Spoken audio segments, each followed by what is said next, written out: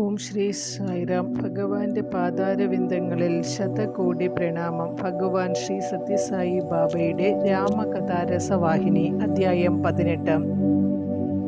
പാതുക പട്ടാഭിഷേകം. അവർ വന്നിട്ട് 6 ദിവസം കഴിഞ്ഞു. അന്ന് കുളി, ഉഷപൂജ, മറ്റു ഭക്തിപരമായ കർമ്മങ്ങൾ കഴിഞ്ഞതിനു ശേഷം ഭരതൻ ശത്രുഘ്നെയും അംഗരക്ഷകരെയും അനുയായികളെയും വിളിച്ചു. രാമനോട് തുറന്നു സംസാരിക്കുന്നതിന് പറ്റിയ സമയം കാത്തിരിക്കുകയായിരുന്നു അദ്ദേഹം. സൗകര്യം ലഭിച്ച ഉടനെ അദ്ദേഹം സ്വസ്ഥാനത്ത് നിന്നും പെട്ടെന്നെഴുന്നേറ്റ് ധൈര്യം സമാഹരിച്ചുകൊണ്ട് രാമസമീപമെത്തി. ആ പാതുകങ്ങളിൽ ദണ്ഡ നമസ്കാരം ചെയ്തു. കൈകൂപ്പിക്കൊണ്ട് ഭരതൻ പ്രാർത്ഥിച്ചു: ഓ ഇക്ഷാകു രാജവംശത്തിലകമേ, അവിടുന്ന് എൻ്റെ ആഗ്രഹങ്ങൾ എന്നും നിറവേറ്റിയിരിക്കുന്നു. എനിക്ക് വേണ്ടി അങ്ങ് എല്ലാവിധ കഷ്ടപ്പാടുകളും അനുഭവിക്കാൻ ഉറച്ചു തീരുമാനിച്ചിരിക്കുകയാണ്. 14 സംവത്സരക്കാലം ഞാൻ രാജ്യത്ത് അങ്ങയുടെ സേവനം ചെയ്തുകൊണ്ട് അങ്ങയുടെ പ്രത്യാഗമനവും പ്രതീക്ഷിച്ചിരിക്കും. ആ കാലാവധി കഴിയുമ്പോൾ അങ്ങയുടെ പാതാരബിന്ദം ദർശിക്കുവാൻ എന്നെ പ്രാപ്തനാക്കുന്ന ഒരു പന്ഥാവ് കാണിച്ചു തന്നാലും. ഈ 14 വർഷത്തെ വിരഹം അതിജീവിക്കുവാൻ എനിക്ക് ധൈര്യം നൽകിയാലും രാമ, അങ്ങയുടെ പ്രജകൾ, അവരുടെ കുടുംബങ്ങൾ, ഈ വിസ്തൃതമായ സാമ്രാജ്യത്തിൽ നിവസിക്കുന്ന ജനങ്ങൾ, ബ്രാഹ്മണർ, പണ്ഡിതർ, ഇവരെല്ലാം ആധ്യാത്മികതയും ആത്മാർത്ഥതയും ഉള്ളവരാണ്. അവരെല്ലാം ഭക്തിയാൽ അങ്ങയുമായി ബന്ധിതനാണ്. അങ്ങയ്ക്ക് അവരോടുള്ള പ്രേമത്താൽ പ്രേരിതനായി അവർ വേദന അനുഭവിക്കുകയാണ്. അങ്ങയിൽ നിന്നും വേർപെട്ടിട്ടാണ് ആത്മസാക്ഷാത്കാരം നേടേണ്ടതെങ്കിൽ ഞാൻ അതിനെ ആഗ്രഹിക്കുകയേയില്ല, അതിനെ ശ്രദ്ധിക്കുകയുമില്ല. അങ്ങയ്ക്ക് ദാസന്മാരുടെ ആന്തരിക വികാരങ്ങൾ അറിയാമല്ലോ. അവരുടെ ഏറ്റവും അഗാധമായ ആഗ്രഹങ്ങളും അങ്ങയ്ക്കറിയാം. അപ്പോൾ ഇതിനു ശേഷം അങ്ങയ്ക്ക് എന്നെ നയിക്കുവാനും ലക്ഷ്യത്തിലേക്ക് എത്തിക്കുവാനും കഴിയും. എൻ്റെ നിലനിൽപ്പിനുള്ള ശക്തിയും എൻ്റെ ജീവസന്ധാരണത്തിനുള്ള വസ്തുവും ഈ വിശ്വാസമാണ്. ഈ വിശ്വാസത്താൽ ഞാൻ ഈ വേദനയെല്ലാം ചുക്കിച്ചുളിഞ്ഞ തൃണദളങ്ങളായി കണക്കാക്കുന്നു. ഇതുവരെ എൻ്റെ ദുഃഖങ്ങളെല്ലാം തലയ്ക്കൊരു ഭാരമായി അനുഭവപ്പെട്ടുകൊണ്ടാണ് ഞാൻ അങ്ങയുടെ മുമ്പിൽ വിശദമായി പ്രകടിപ്പിച്ചത്. അതെൻ്റെ പരാജയം ആയിരുന്നു. എൻ്റെ കുറ്റത്തിന് എന്നെ ശകാരിക്കാനോ ശാസിക്കാനോ അങ്ങ് മടിക്കേണ്ടതില്ല. ഇത് കേട്ട് അവിടെ കൂടിയിരുന്നവർ ഭരതൻ്റെ പ്രസ്താവനകളെ സ്വാഗതം ചെയ്യുകയും അഭിനന്ദിക്കുകയും ചെയ്തു. വെള്ളം ചേർത്ത പാലിൽ നിന്നും പാൽ മാത്രം വേർതിരിച്ചെടുത്ത് കുടിക്കുവാൻ ദിവ്യഹംസത്തിന് കഴിയുന്നതുപോലെ ഭരതൻ അസത്യത്തിൽ നിന്നും സത്യത്തിൻ്റെ വേർപിടിച്ചെടുത്ത് സത്യം മാത്രം പ്രകാശിപ്പിച്ചിരുന്നു. അവർ പറഞ്ഞു: ദുരിതം അനുഭവിക്കുന്നവരോട് ദയാർദ്രതയുള്ള രാമൻ തൻ്റെ ഭ്രാതാവിൻ്റെ നിർമ്മല ഹൃദയത്തിൽ നിന്നും ബഹിർഗമിച്ച ആ വാക്കുകൾ ശ്രദ്ധിച്ചു. സ്ഥലം, കാലം, പരിതസ്ഥിതികൾ എന്നിവയ്ക്കനുസരിച്ച് രാമൻ ഇങ്ങനെ മറുപടി പറഞ്ഞു: അനുജ, വീട്ടിൽ താമസിക്കുന്ന നിനക്കും കാട്ടിൽ താമസിക്കുന്ന ഞങ്ങൾക്കും രക്ഷകനായി ഒരാളുണ്ട്. രക്ഷിക്കാനും തടുക്കാനും ലൗകിക പ്രായോഗികമായ ബുദ്ധി വെച്ചുകൊണ്ട് നോക്കുമ്പോൾ കുലഗുരുവായ വസിഷ്ഠനും ജനക ചക്രവർത്തിയും രക്ഷിതാക്കളും മാർഗദർശികളുമായി നിനക്കുണ്ട്. നമ്മുടെ സ്വപ്നത്തിൽ പോലും യാതൊരു ഉപദ്രവവും നമ്മെ അലട്ടുകയില്ല. നമ്മുടെ ഏറ്റവും വലിയ ധർമ്മം പിതാവിൻ്റെ ആജ്ഞകളെ നിറവേറ്റുക എന്നതാണ്. അതുവഴി നാം ആഗ്രഹിക്കുന്ന എല്ലാ നന്മകളും കൈവരും. അതിനു മാത്രമേ അനശ്വരമായ യശസ്സ് നേടുന്നതിന് നമ്മെ പ്രാപ്തരാക്കാൻ കഴിയുകയുള്ളൂ. വേദങ്ങളിൽ അംഗീകൃതമായ മാർഗമാണത്. ആരാണോ ഗുരുവിൻ്റെ, പിതാവിൻ്റെ, മാതാവിൻ്റെ ആജ്ഞകൾ ആദരിച്ച് ശരിയായ മാർഗത്തിൽ സഞ്ചരിക്കുന്നത് അവൻ്റെ ജീവിതം ഉത്കൃഷ്ടമായിരിക്കും എന്ന് വേദങ്ങൾ അരുളുന്നു. ഈ സത്യം എപ്പോഴും ഓർക്കുക. ദുഃഖം വലിച്ചെറിയുക. സാമ്രാജ്യത്തിൻ്റെ ഭരണഭാരം ഏറ്റെടുക്കുക. നീതിനിഷ്ഠയും ആർജവവും ആദർശങ്ങളായി സ്വീകരിച്ചുകൊണ്ട് 14 വർഷം ഭരണം നടത്തുക. രാജ്യത്തിൻ്റെ മുഖമാണ് രാജാവ്. കാരണം മുഖത്തിലൂടെയാണ് കഴിക്കുന്നതും കുടിക്കുന്നതും. അതുവഴിയാണ് ശരീരാവയവങ്ങളെല്ലാം ശക്തിപ്പെടുന്നതും പ്രവർത്തിക്കുന്നതും. ജനങ്ങളെ തീറ്റിപ്പോറ്റുന്നതും നിലനിർത്തുന്നതും രാജാവാണ്. എല്ലാ ഇഷ്ടാനിഷ്ടങ്ങളെയും മനസ്സ് ഉള്ളടക്കുന്നു. അതുപോലെ രാഷ്ട്രീയ രംഗത്തിൻ്റെ ചലനങ്ങളുടെയും പ്രസ്ഥാനങ്ങളുടെയും സൂക്ഷിപ്പുകാരൻ രാജാവാണ്. ശാസ്ത്രത്തിലെ പ്രയോജനപ്രദമായ പല സിദ്ധാന്തങ്ങളും രാമൻ ഭരതന് വ്യാഖ്യാനിച്ചു കൊടുത്തു. പക്ഷേ ഭരതന് രാമൻ്റെ ഉപദേശത്തിൻ്റെ ഫലമായി മനഃശാന്തി ലഭിച്ചില്ല. അത്രയും ശുദ്ധനായിരുന്നു ഭരതൻ. അമ്മമാർ, ഗുരുനാഥന്മാർ, മന്ത്രിമാർ എന്നിവർ ഇത് കേട്ട് സ്തംഭിച്ചു നിന്നു. കാരണം അവരും ആസന്ന വിയോഗത്തിൻ്റെ വൈവശ്യത്തിലാണ്ടു. പൊടുന്നനെ രാമൻ അപാരമായ കാരുണ്യം ഹേതുവായി തൻ്റെ മെതിയടികൾ ഊരി ഭരതന് കൊടുത്തു. ഭരതൻ ഭക്ത്യാദരങ്ങളോടെ അവ സ്വീകരിച്ച് ശിരസിൽ വച്ചു. ഗംഗ, യമുന എന്നീ നദികളെപ്പോലെ അദ്ദേഹത്തിൻ്റെ കണ്ണുകളിൽ നിന്നും അശ്രുപ്രവാഹമുണ്ടായി. ഭരതനുണ്ടായ ആനന്ദം വാഗ്രൂപത്തിൽ പ്രകടിപ്പിക്കുവാൻ അദ്ദേഹത്തിന് കഴിഞ്ഞില്ല. കരുണാസാഗരൻ അണിഞ്ഞ മെതിയടികളാണവ. മനുഷ്യ സമുദായത്തിൻ്റെ മുഴുവൻ ജീവിതങ്ങളുടെയും ക്ഷേമത്തിൻ്റെയും രക്ഷിതാക്കളാണവ. രാമൻ്റെ ഭ്രാതൃസ്നേഹമാകുന്ന അമൂല്യനിധി സൂക്ഷിക്കുന്ന ഉറപ്പേറിയ പെട്ടികൾ. രഘുവംശത്തിൻ്റെ രാജകീയ യശസ് പ്രതിഷ്ഠിക്കപ്പെട്ടിട്ടുള്ള കോട്ടയുടെ രക്ഷണത്തിനുള്ള കവാടങ്ങൾ. എപ്പോഴും സത്പ്രവർത്തികൾ ചെയ്യുന്നതിൽ ഏർപ്പെട്ടിരിക്കുന്ന 2 കരങ്ങൾ. പ്രപഞ്ചത്തിൻ്റെ യഥാർത്ഥ ദൃഷ്ടികൾ ഈ രൂപത്തിൽ 2ആയി നമ്മോട് വരുന്ന സീതാരാമന്മാരുടെ പ്രതീകങ്ങൾ. ഭരതൻ മെതിയടികളെ ഇങ്ങനെ പ്രകീർത്തിച്ചു. ശുദ്ധമായ ആനന്ദം കൊണ്ടും കൃതജ്ഞത കൊണ്ടും അവയ്ക്ക് ചുറ്റും നൃത്തം വച്ചു. അവിടെ ഉണ്ടായിരുന്നവരെല്ലാം രാമൻ്റെ പാദങ്ങളിൽ നമസ്കരിച്ചു. രാമൻ്റെ അനുഗ്രഹത്തിൻ്റെ ശ്രേഷ്ഠത അംഗീകരിക്കുകയും ചെയ്തു. ഭരതൻ രാമൻ്റെ മുന്നിൽ ദണ്ഡ നമസ്കാരം ചെയ്തു. സ്ഥലം വിടാനുള്ള അനുവാദം നൽകണമെന്ന് അപേക്ഷിച്ചു. മെതിയടികൾ സ്വീകരിച്ചതിൽ കണ്ട സംതൃപ്തമായ ഭാവത്തെ രാമൻ അഭിനന്ദിച്ചു. അദ്ദേഹം ഭരതനെ അടുത്തു നിർത്തി വളരെ സ്നേഹത്തോടും സന്തോഷത്തോടും കൂടി അദ്ദേഹത്തെ ഗാഢമായി സമാശ്ലേഷിച്ചു. ശത്രുഘ്നും രാമൻ്റെ പാദങ്ങളിൽ നമസ്കരിച്ചു. രാമൻ അദ്ദേഹത്തെ അത്യന്തം സ്നേഹത്തോടുകൂടി ആലിംഗനം ചെയ്തു. രാജ്യഭരണ സംബന്ധമായി തന്നിൽ അർപ്പിക്കപ്പെടുന്ന കൃത്യങ്ങൾ നടപ്പിൽ വരുത്തുന്നത് സംബന്ധിച്ചുള്ള അനേകം ഉപദേശങ്ങളും നിർദ്ദേശങ്ങളും നൽകി. ഭരതനെ രാമനാണെന്ന് കരുതിക്കൊള്ളണമെന്ന് അദ്ദേഹം ശത്രുഘ്നോട് പറഞ്ഞു. സാമ്രാജ്യത്തിൻ്റെ സമാധാനവും ക്ഷേമവും സ്ഥാപിക്കുന്നതിൽ ഭരതനെ സഹായവും അവലംബവും ഉപദേഷ്ടാവും ആയിരിക്കണമെന്നും ഉപദേശിച്ചു.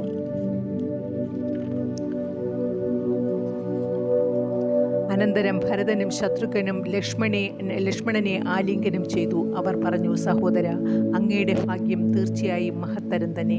ഭാഗ്യങ്ങളിൽ ഏറ്റവും ഉത്തമവും അങ്ങയുടെ ഭാഗ്യമാണ്. ലോകങ്ങളിലൊന്നിലും അങ്ങേപ്പോലൊരു ഭാഗ്യശാലിയില്ല. അവർ സ്വയം സംതൃപ്തരാകുന്നതുവരെ ലക്ഷ്മണനെ പുകഴ്ത്തി. ലക്ഷ്മണൻ അവരെ അടുത്തു വിളിച്ചു. അവരോട് പറഞ്ഞു, രാമൻ്റെ പാദുകങ്ങൾ സർവ്വവിധ ശുഭങ്ങളുടെയും ഉറവിടങ്ങളാണ്. അതുകൊണ്ട് നിങ്ങൾ മറ്റൊരാളെക്കാളും കൂടുതൽ ഭാഗ്യവാന്മാരാണ് തീർച്ച. ഈ ദാനത്തിന് അർഹമായ വിധം പ്രവർത്തിച്ച് രാമൻ്റെ അനുഗ്രഹം എന്നെന്നും നേടണം. അതാണിപ്പോൾ നിങ്ങളുടെ ധർമ്മം. അദ്ദേഹം അവരെ അനുസ്മരിപ്പിച്ചു. പിന്നീട് ആ സഹോദരന്മാർ സീതാ സമീപം ചെന്നു. അവർ പാദങ്ങളിൽ നമസ്കരിച്ചു. അവരെ കണ്ടതോടെ അവർക്ക് ദുഃഖമടക്കാൻ കഴിഞ്ഞില്ല. അവർ പൊട്ടിക്കരഞ്ഞു. സീത മൃദുവും മധുരവുമായി പല രീതിയിലും അവരെ സാന്ത്വനപ്പെടുത്തി. ഈ ലോകത്തിൽ ആരെ രക്ഷിക്കാനും രാമനാകുന്ന കവചമല്ലാതെ മറ്റെന്തെങ്കിലുമുണ്ടോ? നിങ്ങൾ തീർച്ചയായും അനുഗ്രഹീതരാണ്. 14 സംവത്സരം 14 വിനാഴിക പോലെ ക്ഷണത്തിൽ കഴിഞ്ഞു പോകും. രാമൻ്റെ പ്രത്യാഗമനത്തോടുകൂടി സാമ്രാജ്യം സമാധാനത്തിലും അഭിവൃദ്ധിയിലും പുഞ്ചിരി പൊഴിക്കും. ക്ഷമയോടും ഭക്തിയോടും കൂടി ഭരണകാര്യങ്ങൾ നിർവഹിക്കൂ. അവിടുന്ന് നൽകിയിട്ടുള്ള നിർദ്ദേശങ്ങളിൽ നിന്നും അണുവിട പോലും വ്യതിചലിക്കാതിരിക്കുക. ഈ അയവില്ലാത്ത അനുസരണ മൂലം ആഗ്രഹിച്ച ഫലങ്ങൾ നേടുവാൻ നിങ്ങൾക്ക് കഴിയും. പിന്നീട് ഭരതശത്രുഘ്നന്മാർ ജനക ചക്രവർത്തിയുടെ സമീപം ചെന്നു. ഭക്ത്യാദരങ്ങളോടെ അദ്ദേഹത്തിൻ്റെ പാദുകങ്ങൾ നമസ്കരിച്ചു. അവർ പറഞ്ഞു, പ്രഭു, പിതൃവിയോഗത്തെക്കുറിച്ച് കേട്ട ഉടനെ അങ്ങ് അയോധ്യയിലേക്ക് വന്നു. രാമൻ്റെ വനയാത്ര കേട്ട ഉടനെ വനത്തിലേക്കും വന്നു. ഈ ദയാർദ്രത മഹനീയമാണ്. അങ്ങ് സ്വന്തം കണ്ണുകളെ കൊണ്ട് ഞങ്ങളുടെ സ്ഥിതി കണ്ടറിഞ്ഞു. ആ ദിവസങ്ങളിൽ ഞങ്ങളെ ആശ്വസിപ്പിക്കുകയും ചെയ്തു. അങ്ങ് ഞങ്ങളെ പുനരുജ്ജീവിപ്പിക്കുവാൻ ഉചിതമായ ഉപദേശങ്ങൾ തന്നു. വളരെ ആയാസങ്ങളും ക്ലേശങ്ങൾക്കും ഇരയായി അങ്ങ് കാട്ടിലെത്തി. ഞങ്ങളുടെ ദുഃഖങ്ങളിൽ പങ്കുകൊണ്ടു. രാമൻ അയോധ്യയിലേക്ക് മടങ്ങണം എന്ന ഞങ്ങളുടെ അഭ്യർത്ഥനയിൽ അങ്ങ് ആത്മാർത്ഥമായി സഹകരിച്ചു. പക്ഷേ ആ അഭ്യർത്ഥനകളെല്ലാം വിഫലമായപ്പോൾ അങ്ങ് ഞങ്ങളെ ആശ്വസിപ്പിച്ചു. നിരാശയും ദുരിതങ്ങളും സഹിക്കുവാൻ ഞങ്ങളെ പഠിപ്പിച്ചു. അങ്ങ് അനുഗ്രഹങ്ങൾ കൊണ്ട് ഞങ്ങളെ സമ്പുഷ്ടമാക്കുകയും ചെയ്തു. ഞങ്ങളുടെ ഭക്ത്യാദരപൂർവമായ കൃതജ്ഞത ഇതാ സമർപ്പിക്കുന്നു. ഇതിലപ്പുറം എന്തു പറയുവാനും എന്തു ചെയ്യുവാനും ഞങ്ങൾക്ക് കഴിയും. ഞങ്ങൾക്ക് ധൈര്യവും ബലവും ഉണ്ടാകുന്നതിന് അങ്ങയുടെ അനുഗ്രഹം ഉണ്ടായിരിക്കണം. ആ 2 സഹോദരന്മാരും വളരെ നന്ദിയോടും ആത്മാർത്ഥതയോടും കൂടി പറഞ്ഞ വാക്കുകൾ ജനകൻ ശ്രദ്ധിച്ചു. അദ്ദേഹം അവരുടെ പ്രതികരണങ്ങളെയും വികാരങ്ങളെയും പ്രകൃതിയെയും സ്വഭാവത്തെയും വിലയിരുത്തി. അവരെ സമീപം വിളിച്ചു നിർത്തി പ്രേമപൂർവ്വം തഴുകുകയും ശിരസിൽ തലോടുകയും ചെയ്തു. ജനകൻ പറഞ്ഞു, പുത്രന്മാരെ, രാമൻ നിർദ്ദേശിച്ച മാർഗത്തിൽ നടക്കുവിൻ. അങ്ങനെ അവിടുത്തെ അനുഗ്രഹം നേടൂ. ഞാൻ ഇവിടെ നിന്നും നേരെ മിഥിലയിലേക്ക് പോവുകയാണ്. മന്ത്രിമാർ, സാമന്ത രാജാക്കന്മാർ, ബ്രാഹ്മണർ, മഹർഷിമാർ, തപസ്വികൾ എന്നിവരും മറ്റുള്ളവരും ആ സഹോദരന്മാരോടൊപ്പം വന്നു. എല്ലാവരും ഓരോരുത്തരായി രാമലക്ഷ്മണന്മാരുടെയും സീതയുടെയും അടുത്തു ചെന്നു. അവരുടെ പാദങ്ങളിൽ പ്രണമിച്ചു പോകാൻ അനുമതി വാങ്ങി മ്ലാനത നിറഞ്ഞ കനത്ത ഹൃദയവുമായി സ്വന്തം വീടുകളിലേക്ക് മടങ്ങി. സീതയും രാമനും ലക്ഷ്മണനും അമ്മമാരുടെ സമീപം ചെന്ന് അവരെ ദണ്ഡ നമസ്കാരം ചെയ്തു. അമ്മമാരെ ആശ്വസിപ്പിച്ചും കൊണ്ട് പറഞ്ഞു, ഒട്ടും അസ്വസ്ഥരാകേണ്ടതില്ല. നിങ്ങളുടെ കൃത്യങ്ങളും ഉത്തരവാദിത്തങ്ങളും ശരിയായി നിറവേറ്റു. പിതാവ് നമ്മുടെ മുമ്പിൽ വെച്ച ആദർശങ്ങളും അനുഗ്രഹങ്ങളും എപ്പോഴും നിങ്ങളുടെ മുമ്പിൽ ഉണ്ടായിരിക്കട്ടെ.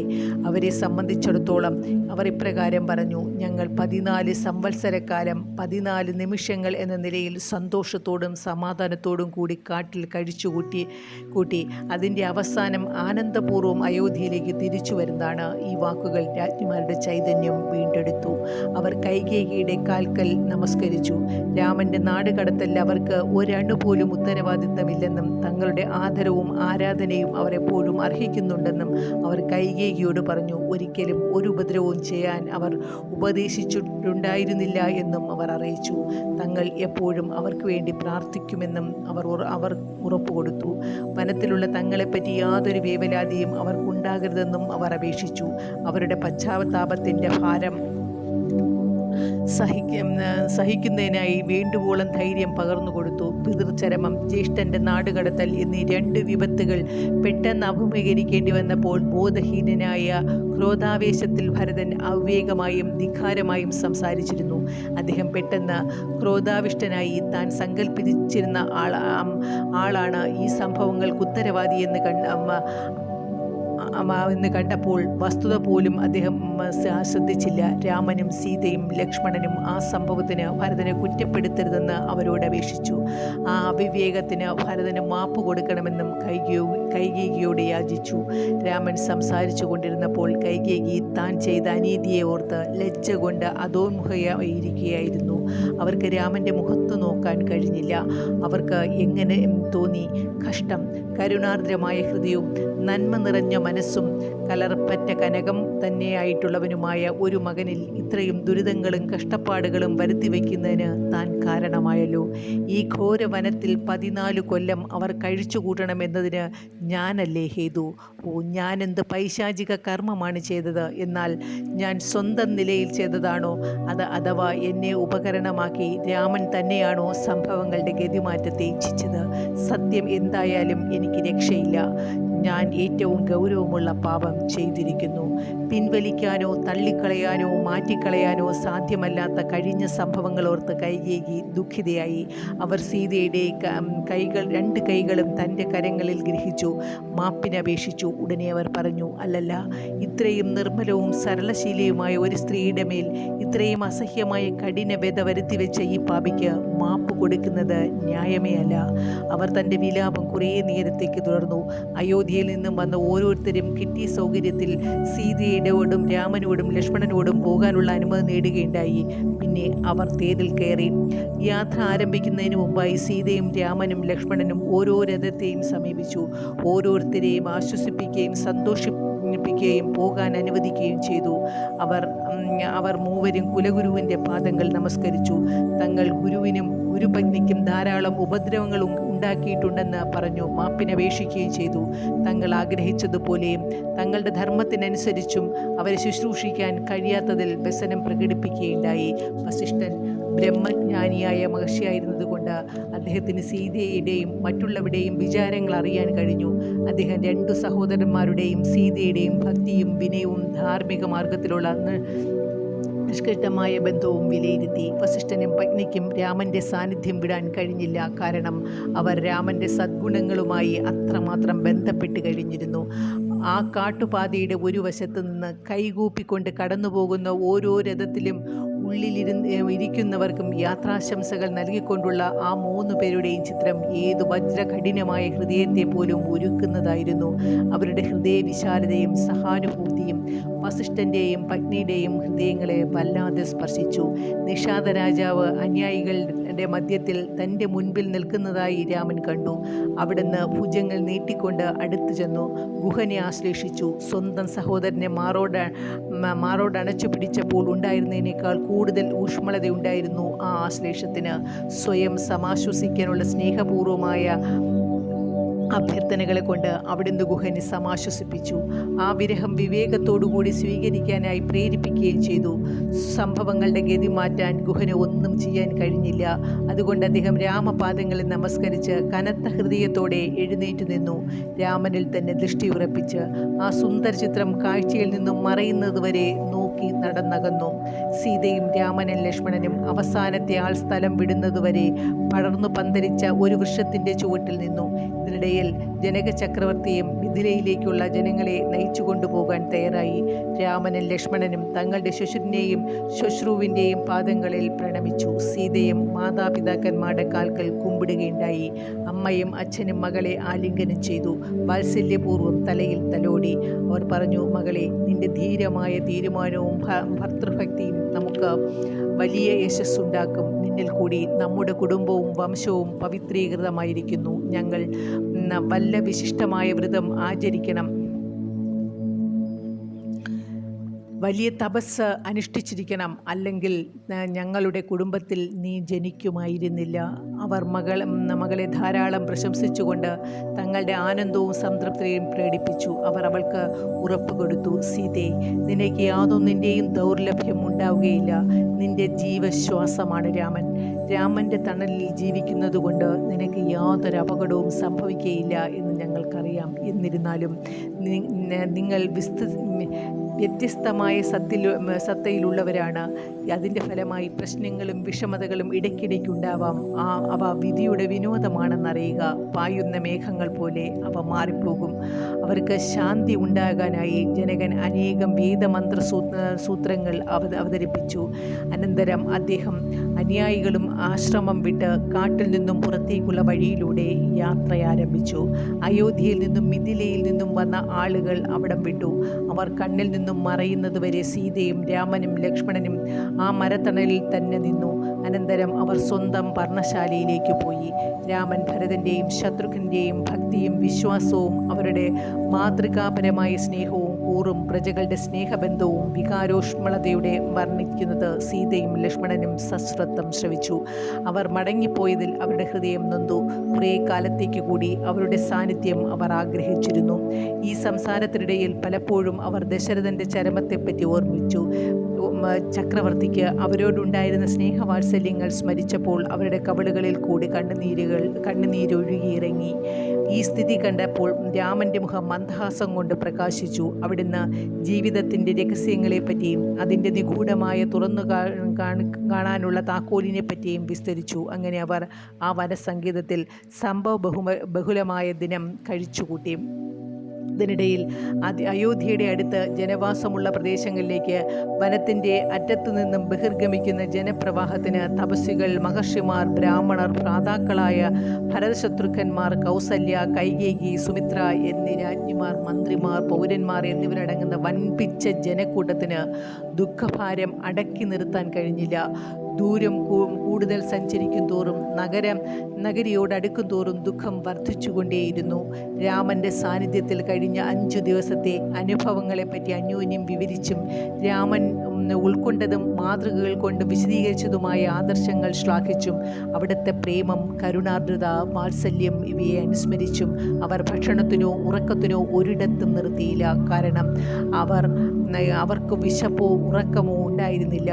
എല്ലാ നിസ്സാരമായ പോരായ്മകളും വിരഹദുഃഖം ആക്രമിക്കുകയും ആട്ടിയോടിക്കുകയും ചെയ്തു. 2-ാം ദിവസം അവർ അതിപ്രബലനായ ഗംഗാനദി സന്ദർശിച്ചു. നിഷാദ രാജാവായ ഗുഹൻ നദി കടത്തുന്നതിന് എല്ലാ ഏർപ്പാടുകളും ചെയ്തിരുന്നു. കൂടാതെ ക്ഷീണിതരായ ജനങ്ങൾക്ക് കൊട്ടാരത്തിൽ നിന്നുള്ള പ്രശസ്തരായ വ്യക്തികൾക്കും വേണ്ടി ധാരാളം ഭക്ഷണ വിഭവങ്ങൾ ഒരുക്കുകയും ചെയ്തിരുന്നു. പക്ഷേ ആരും തന്നെ അദ്ദേഹത്തിൻ്റെ ഔദാര്യം സ്വീകരിച്ചില്ല. കാരണം അവരുടെ ഹൃദയത്തിൽ രാമനെയും സീതയെയും ലക്ഷ്മണനെയും വിട്ടുപോകുന്ന വ്യസനം കനത്ത് കിടക്കുന്നുണ്ടായിരുന്നു. ഗുഹനെ അസന്തുഷ്ടനാക്കാതിരിക്കാനും അദ്ദേഹത്തിന് ഹൃദയവേദന ഉണ്ടാകാതിരിക്കാനും വേണ്ടി അവർ ഭക്ഷണത്തിനു മുമ്പിലിരുന്നു. വിഭവങ്ങളെല്ലാം വിരൽ കൊണ്ടു തൊട്ട് ഉച്ഛിഷ്ടങ്ങൾ ദൂരെ വലിച്ചെറിഞ്ഞു. എന്തിന് കുതിരകൾക്കു കൂടി തീറ്റ വേണമെന്ന ആഗ്രഹമുണ്ടായിരുന്നില്ല. അവ ആഹാരമൊന്നും തൊട്ടില്ല. കുലഗുരു വസിഷ്ഠൻ ഇത് കണ്ടു പറഞ്ഞു, നോക്കൂ, രാമൻ അന്തര്യാമിയാണ്. എല്ലാറ്റിലുമുള്ള ആത്മാവ് ഓരോ ജീവിയെയും വ്യത്യസ്തപ്പെടുത്തി കാണിക്കുന്ന ബുദ്ധിയും ബോധവും അവിടുന്നാണ്. വഴിയിൽ ഒരിടത്തിരുന്ന് കുറേ നേരം വിശ്രമിക്കാൻ പോലും അവർക്ക് മനസ്സുണ്ടായിരുന്നില്ല.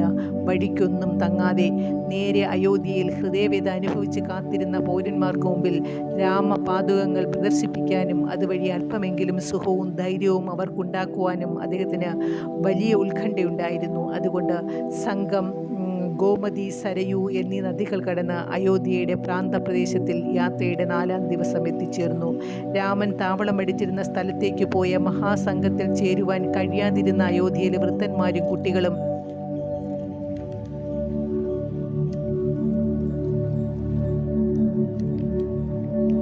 സ്ത്രീകളും ശ്രീരാമനെ കൊണ്ട് ഭരണം ഏറ്റെടുപ്പിക്കുക എന്ന ലക്ഷ്യവും സാധിച്ചുകൊണ്ടുള്ള അവരുടെ സന്തോഷപൂർവമായ പ്രത്യാഗമനവും കാത്തിരിക്കുകയായിരുന്നു.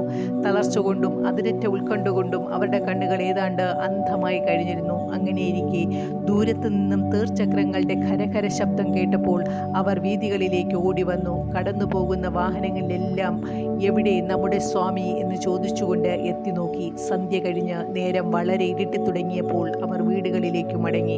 പിറ്റേ ദിവസം ഉദയസൂര്യൻ്റെ ആദ്യ കിരണങ്ങളോടുകൂടി തങ്ങളുടെ പ്രിയങ്കരനായ രാജകുമാരനെ കാണുമെന്ന ആനന്ദകരമായ പ്രതീക്ഷയോടുകൂടി രാത്രി കഴിച്ചുകൂട്ടി. പക്ഷേ വമ്പിച്ച നിരാശയാണ് പിറ്റേ ദിവസം പ്രഭാതത്തിൽ അവർക്ക് അനുഭവപ്പെട്ടത്. കാരണം വനത്തിൽ നിന്നും രാമൻ മടങ്ങി വരികയില്ല എന്നും അതിനു പകരം അവിടുത്തെ മെതിയടികൾ തൻ്റെ പ്രതിനിധി എന്ന നിലയിൽ അയക്കപ്പെട്ടിട്ടുണ്ടെന്നും അവർ പറഞ്ഞു. ഇതിനിടയിൽ ഭരതൻ കുലഗുരു വസിഷ്ഠനെയും മന്ത്രിമാരെയും വിളിച്ചു വരുത്തി ഭരണപരമായി അവർക്കുള്ള കൃത്യങ്ങൾ ഏൽപ്പിച്ചു. അവ നടപ്പിൽ വരുത്തുവാനുള്ള അധികാരവും നൽകി. അനന്തരം അദ്ദേഹം ശത്രുഘ്നെ അടുത്ത് വിളിച്ചു. രാജമാതാക്കളെ സംബന്ധിച്ച എല്ലാ കാര്യങ്ങളും നടത്തുന്നതിനും അവരെ ആശ്വസിപ്പിക്കുന്നതിനും ഉള്ള ഉത്തരവാദിത്വം അദ്ദേഹത്തെ ഏൽപ്പിച്ചു. അദ്ദേഹം ബ്രാഹ്മണരുടെയും പണ്ഡിതന്മാരുടെയും സദസ്സ് വിളിച്ചുകൂട്ടി. അവരുടെ മുമ്പിൽ കൈകൂപ്പി നിന്നുകൊണ്ട് തൻ്റെയും ജനങ്ങളുടെയും ഉത്തമ താല്പര്യങ്ങളോട് പുരോഗതിക്ക് വേണ്ടി മാത്രമേ അവർ പ്രവർത്തിക്കുകയുള്ളൂ എന്ന് തനിക്കറിയാമെന്നും അക്കാരണത്താൽ അവരുടെ ആഗ്രഹങ്ങൾ ചെറുതായാലും വലുതായാലും താൻ നിറവേറ്റുന്നതാണെന്നും അവരോട് പറഞ്ഞു. ഒരു മടിയുമില്ലാതെ അവരുടെ ആവശ്യങ്ങൾ തൻ്റെ മുമ്പിൽ അവതരിപ്പിക്കണമെന്ന് അദ്ദേഹം അറിയിച്ചു. അയോധ്യയിലെ പൗരന്മാരുടെ എല്ലാ പ്രദേശങ്ങളിലെ ജനനേതാക്കന്മാരെയും ഒരു സഭ ഭരതൻ വിളിച്ചുകൂട്ടി. രാമൻ നാട് കടത്തപ്പെട്ട നിലയിൽ താമസിക്കുന്നിടത്ത് നടന്ന എല്ലാ സംഭവങ്ങളും അവർക്ക് വിവരിച്ചു കൊടുത്തു. രാമനും താനുമായും ഉണ്ടായ സംഭാഷണം അദ്ദേഹം അവരെ അറിയിച്ചു. രാമൻ്റെ സാന്നിധ്യത്തിൽ 14 സംവത്സരവും രാമൻ്റെ സാന്നിധ്യം എന്ന നിലയിൽ അവിടുത്തെ മെതിയടികളെ ആരാധിക്കുകയും ആദരിക്കുകയും ചെയ്യണമെന്ന് അവരോട് അഭ്യർത്ഥിച്ചു. അവ നമ്മയെല്ലാം കാത്തുരക്ഷിക്കും. അവ നമ്മുടെ അഭയസ്ഥാനം, ധൈര്യത്തിൻ്റെ ഉറവിടവുമാണ്. ഈ പാതകങ്ങളാണ് നമ്മെ ഭരിക്കുന്നതെന്ന് പൂർണ്ണ വിശ്വാസത്തിൽ നമ്മൾ രാമൻ്റെ ഹൃദയത്തിൽ പ്രതിഷ്ഠിച്ചുകൊണ്ട് ജീവിതം നയിക്കുക. രാമൻ്റെ പ്രത്യാഗമനത്തിന് ശേഷം അദ്ദേഹത്തിൻ്റെ ശാരീരിക സാന്നിധ്യത്തിൻ്റെയും ശാസനത്തിൻ്റെയും ആനന്ദം നമുക്ക് നൽകിക്കൊണ്ട് അദ്ദേഹം നമ്മെ ഭരിക്കും.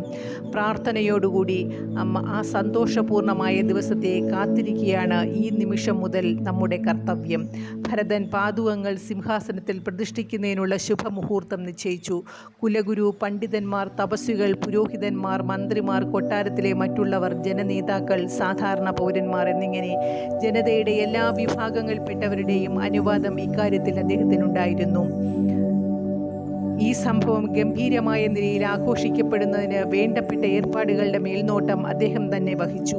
പാതുക പ്രതിഷ്ഠയുടെ ദിവസം കൗസല്യ, കൈകേയി, സുമിത്ര എന്നീ അമ്മമാരുടെ മുമ്പിൽ ഭരതൻ പ്രണമിച്ചു. അനന്തരം മെതിയടികളും തലയിൽ വഹിച്ചുകൊണ്ട് സിംഹാസനത്തിന് സമീപം ചെന്നു. അനുഗ്രഹത്തിന് അപേക്ഷിച്ചുകൊണ്ടും അവിടെ സമ്മേളിച്ചിരുന്ന സർവരുടെയും സമ്മതം ആവശ്യപ്പെട്ടുകൊണ്ടും ഭരതൻ ആ മെതിയടികൾ സിംഹാസനത്തിൽ ഭക്ത്യാദരങ്ങളോട് സ്ഥാപിച്ചു. തൻ്റെ എല്ലാ ഉത്തരവാദിത്വങ്ങളും സുരക്ഷിതമായി അവയുടെ അധീനതയിൽ അർപ്പിക്കുകയും ചെയ്തു. പിന്നീട് ധർമ്മത്തിൻ്റെ സ്ഥിരാനുഗാമിയും അതുല്യവീരനുമായ ഭരതൻ നന്ദിഗ്രാമം എന്ന ഗ്രാമത്തിലേക്ക് മാറി. അദ്ദേഹത്തിന് അവിടെ വസിക്കുന്നതിനായി ഒരു പർണശാല നിർമ്മിക്കപ്പെട്ടിരുന്നു. രാമനും ലക്ഷ്മണനും ചെയ്തിരുന്നതുപോലെ അദ്ദേഹം കേശം മെടഞ്ഞ മിടഞ്ഞു കെട്ടിവെച്ചു, മരവുരി ധരിച്ചു. ഭൂമിയിൽ പ്രത്യേകമായി കുഴിച്ചുണ്ടാക്കപ്പെട്ട ഗുഹയിലേക്ക് അദ്ദേഹം താമസിച്ചിരുന്നത്. അദ്ദേഹത്തിന് ഭക്ഷണവും വസ്ത്രവുമെല്ലാം വനവാസികളായ തപസ്സികളുടേതുപോലെയായിരുന്നു. അദ്ദേഹത്തിന് കർമ്മങ്ങൾ, ചിന്തകൾ, വാക്കുകൾ എന്നിവയും ആത്മനിയന്ത്രണത്തിൽ തീക്ഷ്ണവുമായവയും ആധ്യാത്മികമായി ഉജ്ജ്വലവുമായതും ആയിരുന്നു. ഭരതൻ അങ്ങനെ അയോധ്യയിലെ സുഖഭോഗ സമൃദ്ധമായ ജീവിതം ത്യജിച്ചു. സ്വർഗാധിപനായ ഇന്ദ്രൻ അത്തരം ജീവിതം തനിക്ക് അലഭ്യമാകണമെന്ന് അതിനെ പ്രകീർത്തിക്കുകയുണ്ടായി. ധനപതിയായ കുബേരൻ പോലും അസൂയപ്പെട്ടിരുന്നതാണ് അയോധ്യ രാജധാനിയിലെ ജീവിതം. അതാണ് ഭരതൻ ഉപേക്ഷിച്ചത്. ആരാലും കാണപ്പെടാതുള്ള ചെറുഗ്രാമത്തിലെ കൊച്ചു പർണശാലയ്ക്കുള്ളിലുള്ള ജീവിതമാണ് അദ്ദേഹത്തിന് ആശ്വാസകരമായത്. രാമൻ വനവാസം കഴിഞ്ഞ് മടങ്ങി വരുന്നതുവരെ യാതൊരാളുടെയും മുഖത്ത് നോക്കിയില്ല എന്ന വ്രതം അദ്ദേഹം ആചരിക്കാൻ തുടങ്ങി. അദ്ദേഹത്തിൻ്റെ മനസ്സ് രാമനെ ഉറപ്പിച്ചു നിർത്തിയിരുന്നു. രാമൻ തിരിച്ചു വരുന്ന ദിവസത്തിലായിരുന്നു അദ്ദേഹത്തിൻ്റെ മനസ്സ് ഓരോ ദിവസവും കഴിയുന്തോറും അദ്ദേഹത്തിൻ്റെ ശരീരം ദുർബലമായി കൊണ്ടിരുന്നു. പക്ഷേ അദ്ദേഹത്തിൻ്റെ മുഖത്ത് ആത്മീയ തേജസ് വർദ്ധമാനമായി കൊണ്ടിരുന്നു. രാമനോടുള്ള ഭക്തി അനുദിനം വർദ്ധിച്ചു വരികയും ചെയ്തു. ധന്യമായ ഒരു നിർമ്മലാത്മാവായി അദ്ദേഹം രൂപാന്തരം പ്രാപിച്ചിരുന്നു.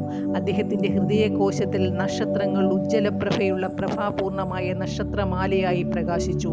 അദ്ദേഹത്തിൻ്റെ അനുഭൂതികളും വികാരങ്ങളും ക്ഷീരസാഗരം പോലെ പ്രശാന്തവും അഗാധവും പരിശുദ്ധവുമായി പ്രശോഭിച്ചു.